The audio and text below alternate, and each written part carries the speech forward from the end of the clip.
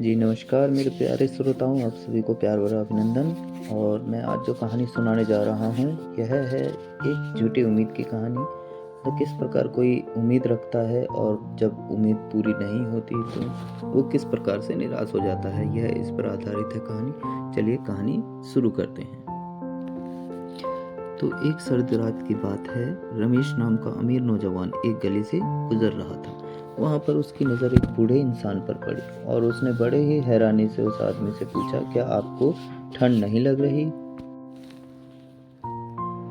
जवाब में उस बूढ़े इंसान ने कहा, मुझे इस सर्दी की आदत है।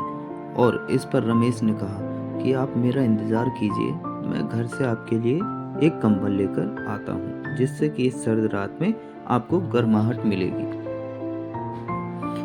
इस पर वह गरीब बूढ़ा खुश हो जाता है और वह रात भर रमेश का इंतजार करता है, पर वह नहीं आता। जैसे ही सुबह रमेश को अपने किए हुए वादे की याद आती है तो वह दौड़कर उसी गली में बूढ़े बाबा के पास जाता है।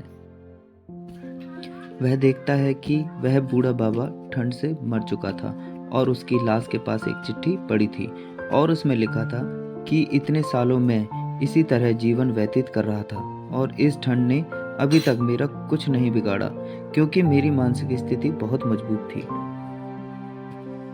पर जैसे ही तुमने वादा किया, मेरी मानसिक स्थिति कम हो गई और मैं तुम्हारे उस वादे से जुड़ गया और इसलिए आज मुझे ठंड बहुत लग रही है। यह चिट्ठी देखकर रमेश खूब रोया।